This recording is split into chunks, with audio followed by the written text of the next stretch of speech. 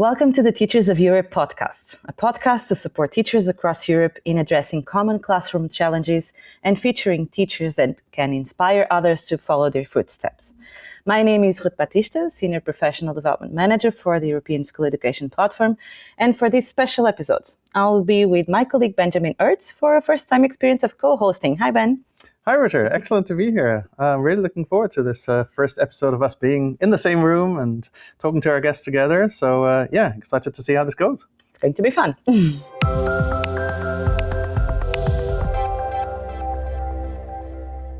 Great. And our topic for today is also a really interesting one. We're talking about AI in schools, risks, opportunities, and leadership responsibilities. It's actually already the third time we're looking at AI on this podcast. And we've previously looked at AI tools in the classroom. That was all the way back in early 2023, so quite shortly after ChatGPT came out. And then also we've talked about AI in teacher training and AI and assessment. But today we want to talk specifically about how this really affects the school environment, what type of school leadership decisions need to be taken, and really looking forward to that. I think it's going to be an interesting conversation. Yes, looking forward to it. AI is not just any technology, right? I mean, of course, there's an AI hype, but we've seen hypes around tablets, interactive whiteboards, and even the internet. But AI is really special. At least it feels very special to me. It's a really transformative technology. And I think the key challenge is that it really undermines some of the assumptions we have about teaching and learning and about how schools operate. The reality is that teachers and school leaders are still very much left on by themselves to figure this out, right? I mean, there's an increasing amount of guidelines out there, also courses on the European School Education Platform and on eTwinning. We provide a lot of resources. But the reality is that the day-to-day, really difficult questions that teachers and school leaders face, they still have to figure out themselves, especially also because it's such a fast-pacing field. I mean, things change all the time. We now have the EU AI Act in force, and there are so many questions that come with that school leaders need to answer. And even those guidelines that are out there, and I do want to flag up one important guideline that everybody should take a look at, and those are the revised guidelines on the ethical use of AI for teaching and learning that the European Commission published recently. That is a really useful document for anybody thinking about this topic, but it also includes a lot of questions. And I had a look at the document again, and there are almost 50 questions for schools, but also 50 questions for teachers. And these questions are really important to have. But you as a teacher and as a school leader, you still need to find answers to these questions. And that is on top of all the other issues that you're dealing with on a day-to-day basis. So what I'm really interested to talk a bit more about in this episode is really that gap between, all the theory, all the policy, all the thinking that's happening, and the reality on the ground. Yeah. And I think we have really the right guests to do that, because I think we have real classroom practitioners here who also play a role at a more institutional organizational level with the AI policy in their schools. So I'm super excited to welcome here to this episode Andreas Galanos. Andreas, I'll let you introduce yourself in a moment, but Andreas and I have been working in the past on actually these guidelines I was mentioning before. And you do a lot of things beyond just teaching. I had a look at your LinkedIn profile, and you have all your teaching there, but not all these other activities. So, can you tell us a bit more about yourself? Thank you for having me here at this podcast and to discuss about this very urgent matter on AI in schools. As you said, I am a teacher. I teach Greek language, literature, and history at an experimental senior high school in Thessaloniki, Greece. I'm a teacher trainer as well. And lately I have been engaging in a lot of digital education hubs activities dealing with AI in education. As you mentioned, the revised guidelines on the ethical use of artificial intelligence and data in education and other initiatives. And I am the main responsible for shaping the AI policy in my school. Fantastic. Excellent. Well, thanks for joining us, Andreas. And then our second guest is Simone Pfliegel. And unlike Andreas, I was looking at your LinkedIn profile, and I had to scroll down very, very far down until I found your actual school experience, which you have a ton of. But you have also a lot of other different types of activities and experiences there. And I'd like you to tell us a bit more about those, but I'd also like to take the opportunity to ask you, what did you do when you worked for FIFA on the World Cup in Germany in 2006? Given that we have the World Cup at the moment, I'd be curious to hear what you actually did there. Okay, thank you very much for having me here too, and for the introduction. I didn't expect to answer this question, but yeah, it's on my LinkedIn. It was a super great experience. I think that's also why I put it on there, because I worked as a volunteer, and I had a more organizational role in this whole thing. So I was actually moving all the guests from A to B in Nuremberg, and it was very funny on my first day because we didn't really have like a briefing or anything. Basically, you started just from scratch. And I remember, because I wanted to be practical and efficient, and I put all of the VIP guests in one car. So there were 5 in total, which was obviously not the thing to do, because you basically have to send them on a one-to-one basis. So they have to be in their separate cars. So yes, I was actually responsible for this role, like all the guests, all the journalists, so that they could go to the stadium and so on. So that was my role there.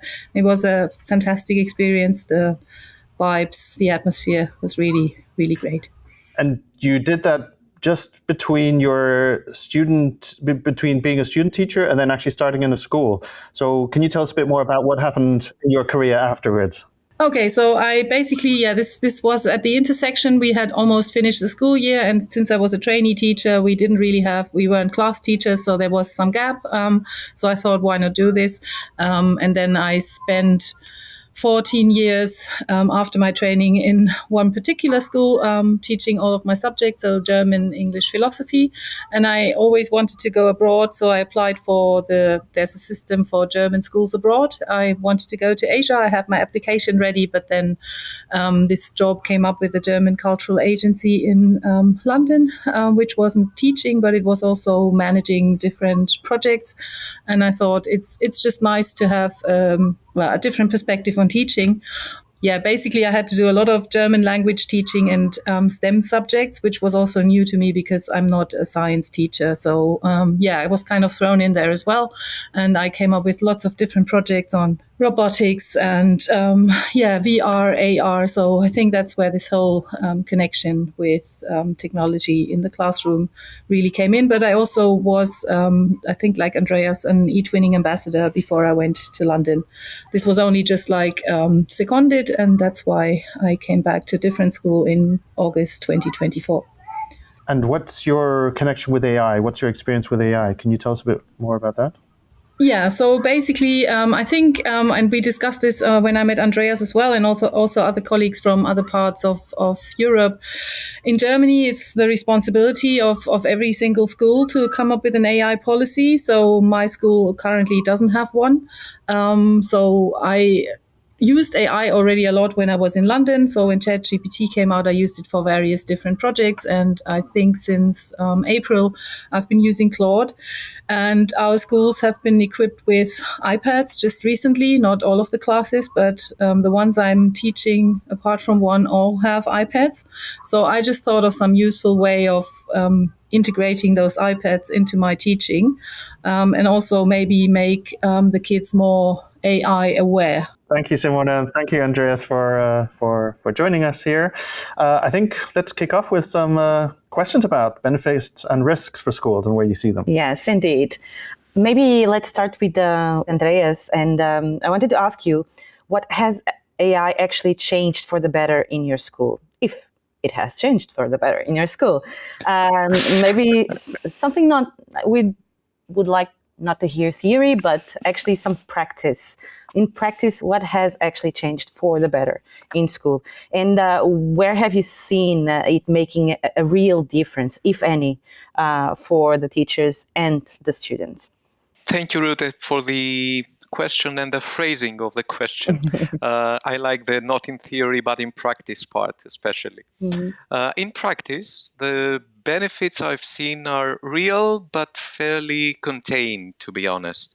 AI has genuinely helped with routine, repetitive tasks, things that used to take disproportionate time, like adapting material for different levels, differentiating content for students with different needs or a different language level, etc. Simplifying complex texts, instructions, Some tasks that felt laborious have become much more manageable now.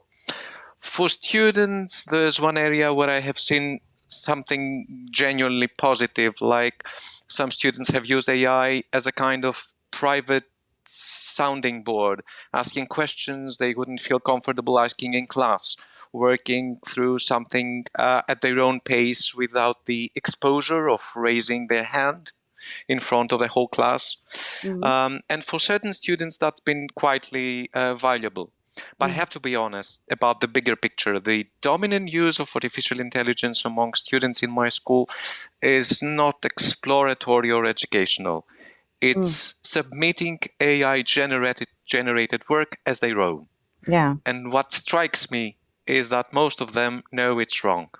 There's a sense of transgression around it that tells me the problem isn't just about tools or rules or guidelines, frameworks.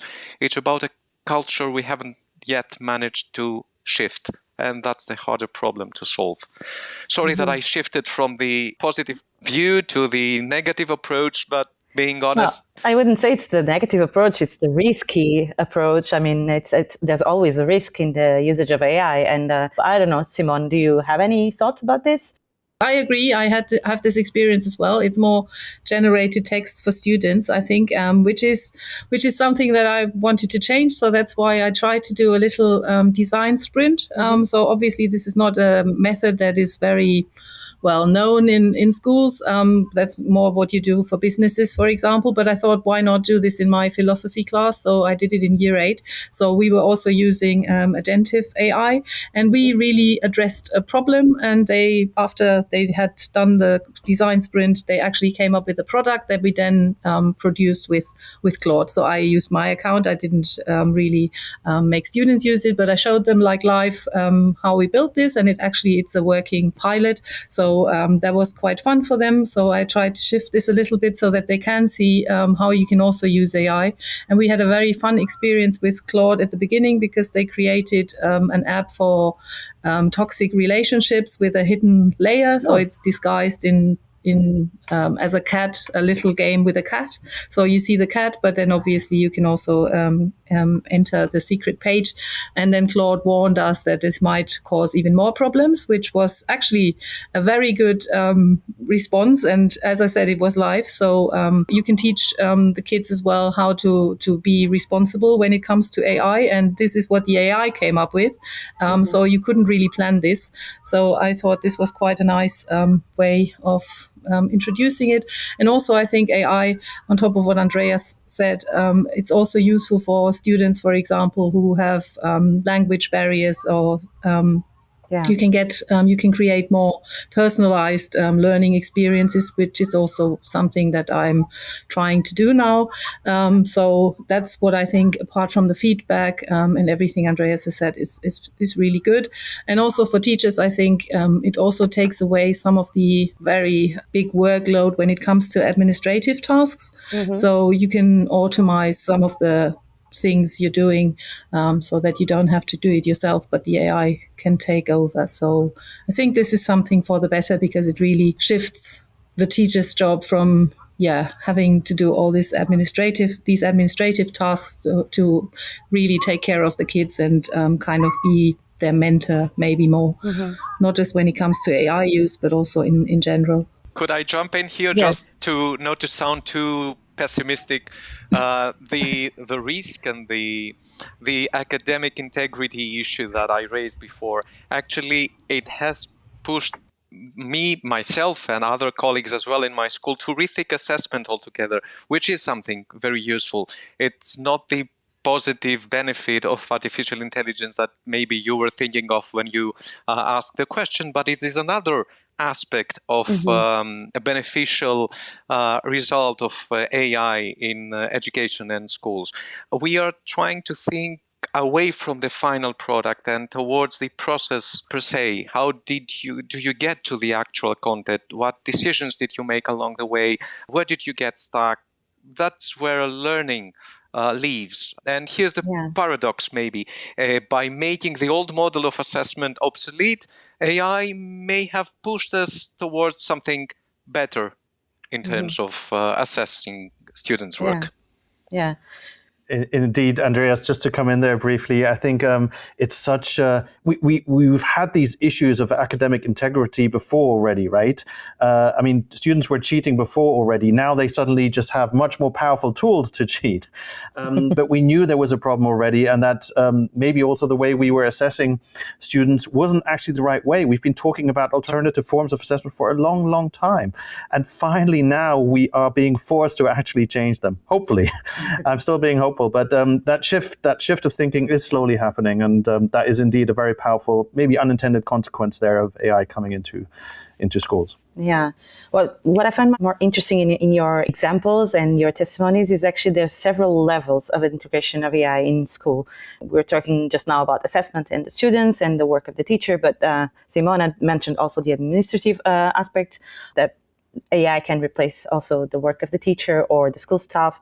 And maybe that's why it is so important to have a strategy that defines the school approach to AI. Maybe let's dive into that. Yeah, indeed. I think this is the really tricky bit, right? I mean, Andreas, you talked about shifting the culture, but we know shifting cultures is extremely difficult. So how can we do that in a school leadership position?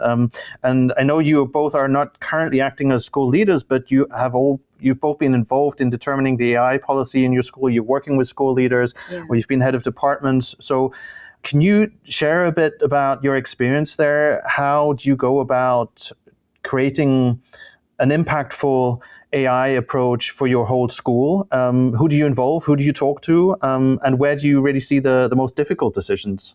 Yeah, the question, as you said, is usually directed at head teachers, and rightly so. But I think one of the things that this moment is teaching us is that AI leadership can be confined to a job title. In my experience, some of the most important decisions about AI in a school are being made daily by individual teachers. Whether to allow AI in an assignment, how to respond when a student submits a AI-generated work, whether to use an AI tool to plan a lesson.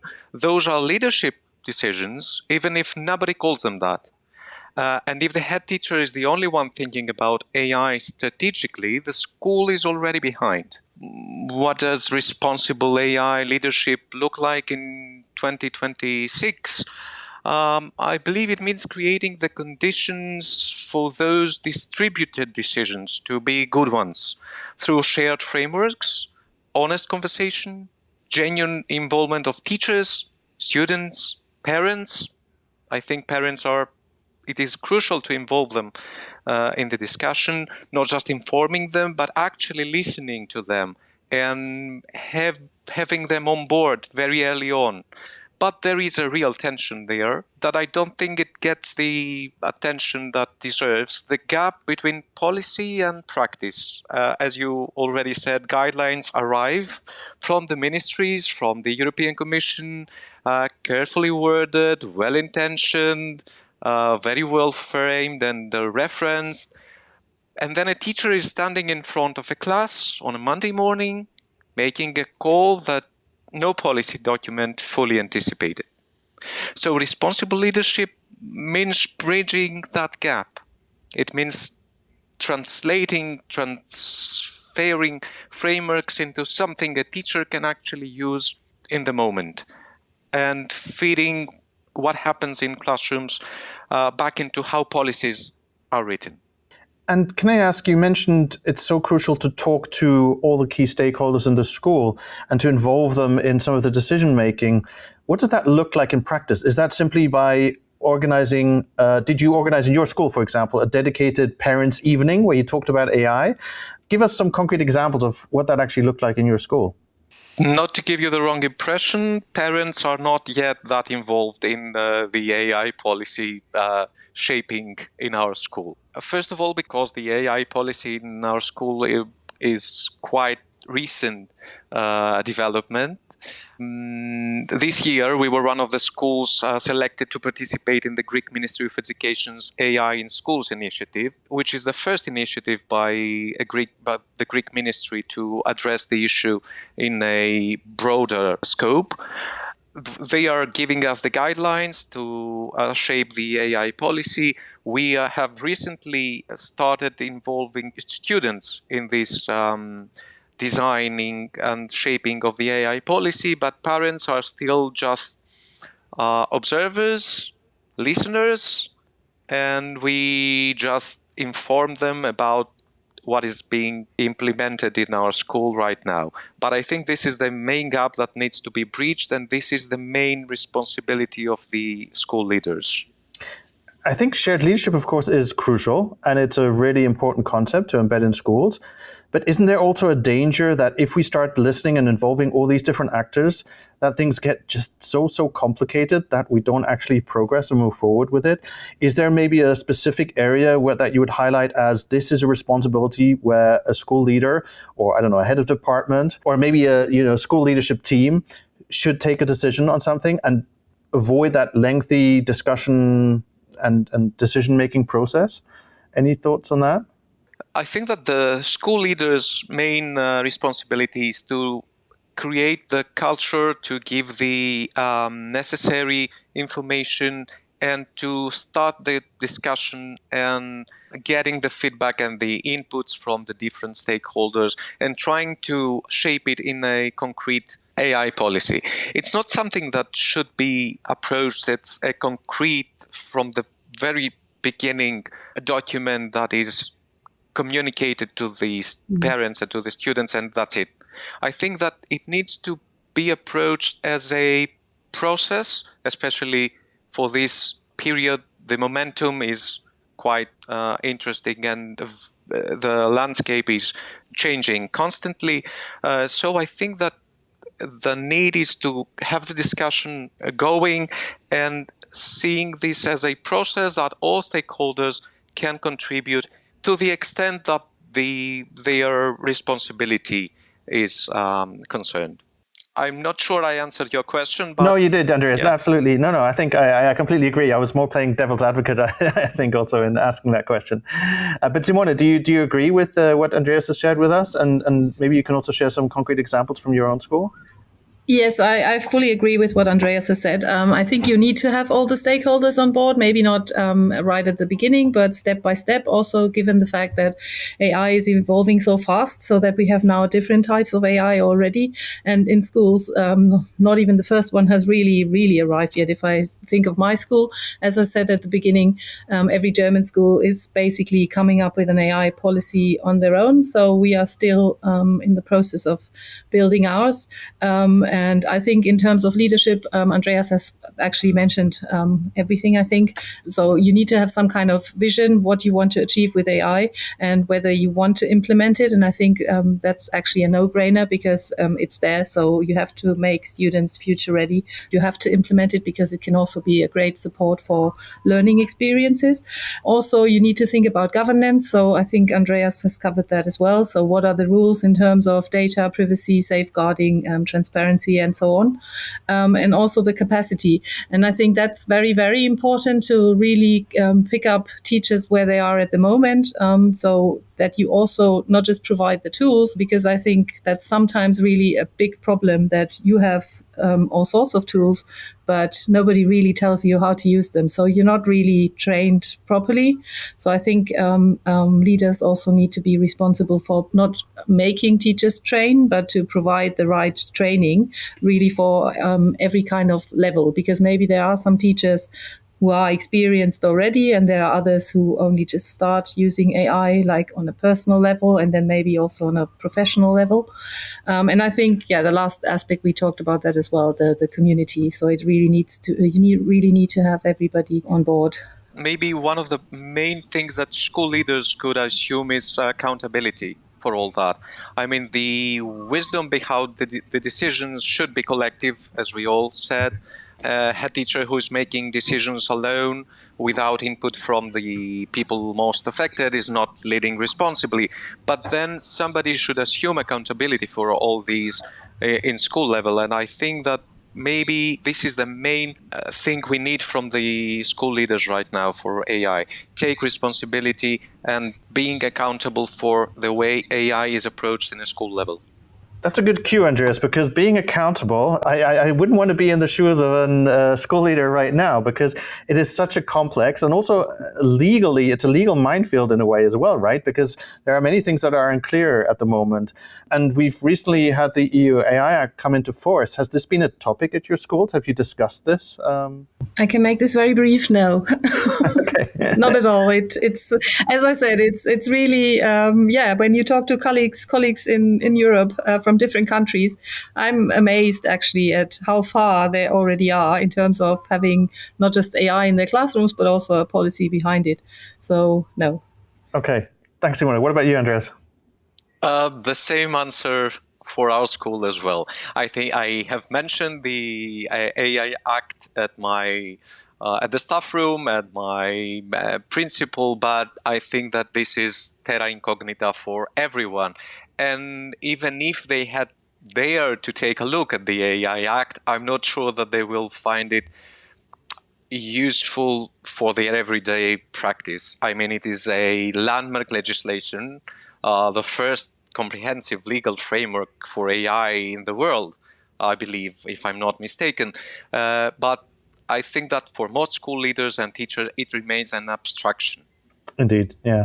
And it's not surprising, right? I mean, I think the ministries are figuring this out at the moment, discussing about what the EU actually means. And there's definitely a need for more support to local municipalities, to schools, in what this actually then means in practice for them. But it's an important thing to keep an eye out for everybody, because if accountability is what you as a school leader have, then, the EU Act plays a role there. Okay. Well, let's talk a bit more about teacher trainings. You've mentioned it already, and supporting students and parents, etc. So, Rute, over to you. Exactly. I was going to pick up on what Simone said. And I was wondering if you have any kind of support in place for your colleagues, if there's something that is going on currently to support the colleagues' capacity to use AI in a proper way. We have different tools that we get from the government kind of. So it's but it's really tools and not really training on it. So basically, you train yourself. One of these providers, they are super good. I've been using them for years already, and you can have certificates and hand-in projects as well. It's very hands-on. I did one on STEM, so I didn't do one on AI, but it's really like you're working together with teachers from other parts of the country, which in Germany is quite interesting because we have this federal system. So every Bundesland is really very, very different when it comes to even policies, or also what you need to teach in terms of the curricula. So I think that's good, but then it's not mandatory. So if you're interested, you can do it. And that's basically how it works. We need to have a set amount of hours per academic year of training. So basically you decide what you want to do. And if it's not AI, it's not AI. So yeah. Well, but it's increasing the opportunities of professional development. And we also at ESEP platform, we also offer several formats of professional development for teachers. So if you wonder where to look for, you can always look into the ESEP platform for that. But actually, I was also wondering if you have any kind of support for teachers. Like Ben was just saying, there's I think a huge structure of support that needs to be put in place, or at least stabilized, let's say, not just for the school system, but also for the community, and the parents here play a crucial role, like Andreas was saying earlier. So do you also have some kind of support for parents? Well, to be really honest with you, I think it's not even a topic. Okay. It's brutally honest. I don't think I can remember one conversation I had with a parent in the last 2 academic years that have been back now on AI, because it's mostly about other topics. So it's really not a topic. I have, as I said, I did this design sprint, and I came up with some kind of learning scenarios where you could use AI, but then I would have to talk to the person who is in charge of data protection at my school. So I used a non-AI version for now. So I can't actually give them feedback. I can't actually track it because I would have to have a consent form. And I think this academic year, I'm still trying it out a little bit and testing. And next year, this is what I really would like to do. But As far as I know, nobody in my school is doing something similar. So there's actually no need to talk to parents because it's almost like it's non-existent. That's the reality that I'm experiencing, really. So that's interesting to hear. What about you, Andreas? Is it the same situation? Is it also a non-topic? No, it's not exactly a non-topic. For sure, it is not very much discussed or not a main issue for most parents. But since our school was one of the few schools that were selected by the ministry for this pilot program of integrating AI in schools, and this was the first year of this pilot program, we communicated some information to parents. We asked them for their consent because we had to have their consent to have students on board at this program. And this is a 2-year program. The first year was mainly focused on teachers. So this is a more structured approach and a more structured training and support for teachers. And lately, very recently, the previous month, we had the first students on board. So the second year will be the year that students and parents will be more involved in the program. But we had some parents already being worried about using artificial intelligence, and they were a bit reluctant to give the consent. I'm telling them the same thing that I'm telling colleagues who are hesitant or have concerns about artificial intelligence, that students are already using these tools outside schools without guidance, without a critical framework, without anyone helping them understand the risks or how to use it effectively and responsibly. And the question isn't whether they will encounter AI or they will use AI tools. It's whether they are well equipped to navigate it well. And school is precisely the place where this should happen safely, thoughtfully, with support. Yeah. I think, Ben, we need to invite Andreas and Simone again in 6 months just to see the difference and see if there's any progress on these strategies and on these approaches. Maybe can I quickly add something? Sure. No, because I think Andrea said that very well. So that's exactly the point. They're using it anyway, and it's just whether we can kind of guide them alongside. And I also, when Andreas mentioned the pilot that they're doing with their school, so the Bavarian government is doing a pilot at the moment as well with select schools. So I think the results will be due next year, and then we will all be shown how this worked. But then next year, when they started this, obviously that was a different time in terms of AI. So I think the problem is we're always running behind somehow. So, but it will still be interesting to see what the schools in the pilot did with AI and how that can reflect on the broader educational landscape. Yeah, I think that's the problem, right? It's all about pilots at the moment, but actually the day-to-day is already students are using this and teachers are facing this every day. And we're running a bit behind there. But anyway, better than nothing for sure. Coming back to the European level, of course, a lot of these issues that you've been addressing, we cannot solve at European level, but there is a role to play for European collaboration, for European projects. I'd be curious to understand a bit better how you would see the potential of eTwinning, for example, or Erasmus Plus project to help students develop critical AI literacy, but also for schools to move forward in some of the ways that we've been discussing and addressing here today. Simone, let's start with you.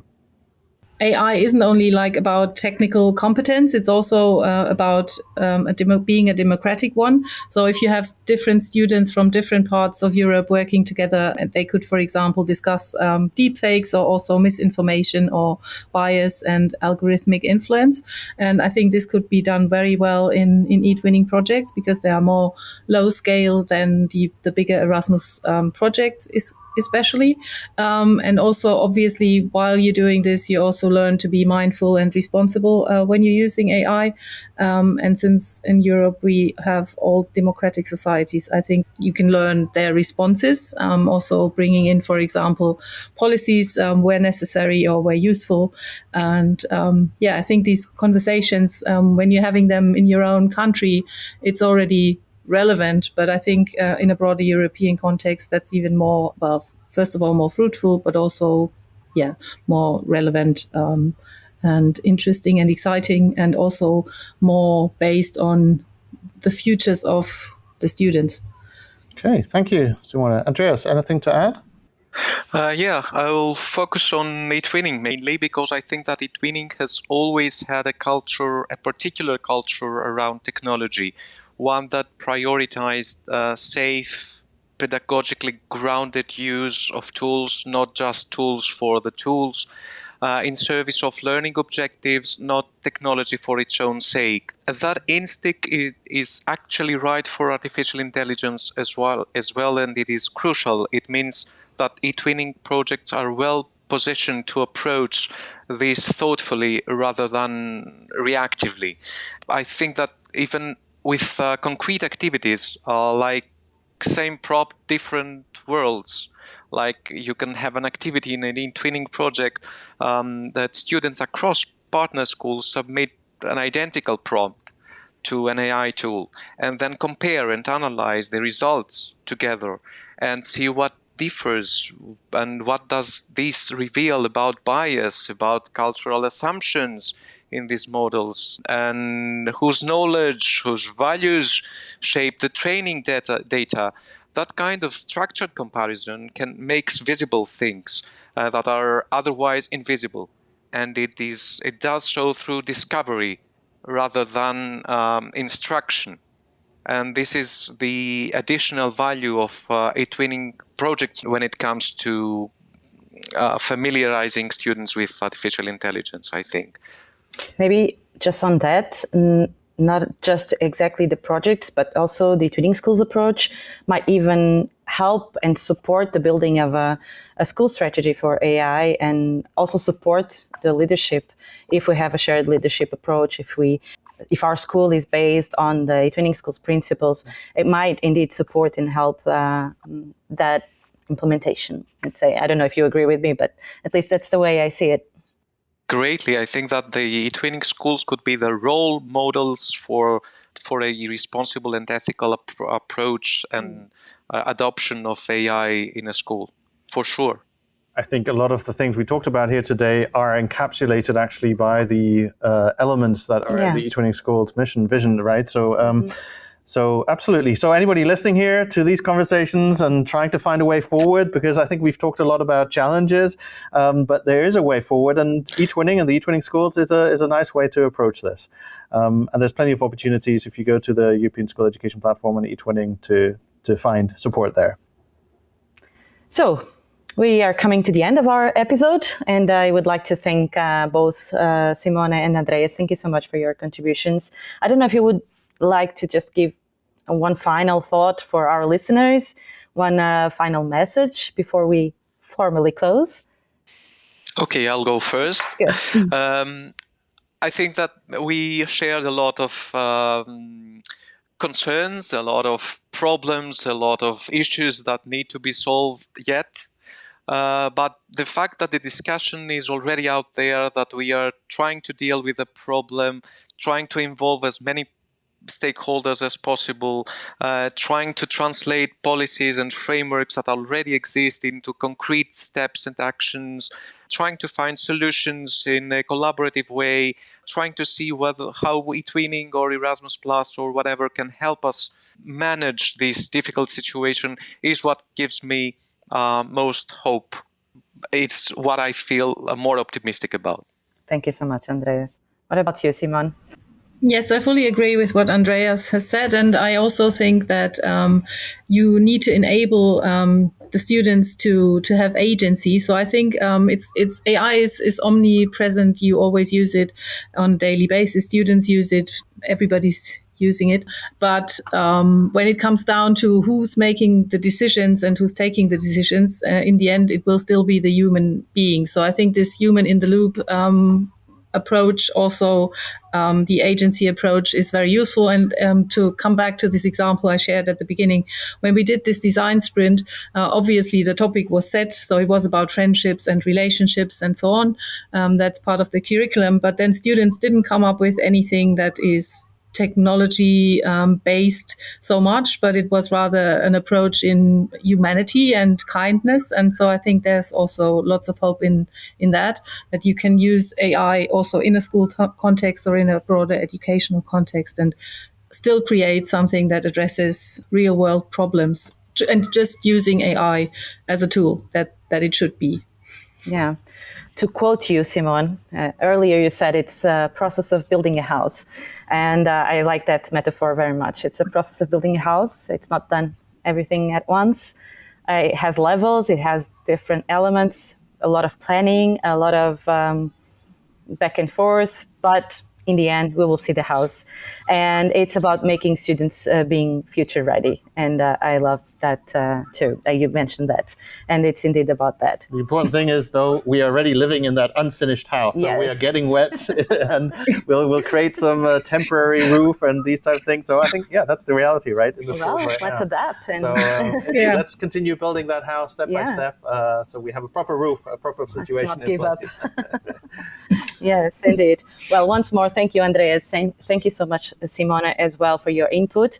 Thank you, Ben, for this lovely experience. Thanks also from my side to both of you, Andreas and Simone, and of course to you, Rute, for being here on site this time around. And look forward to seeing, you definitely at a future podcast episode, and hopefully also Andreas and Simone maybe in a future episode again. Yes, so goodbye and stay tuned for the next episode.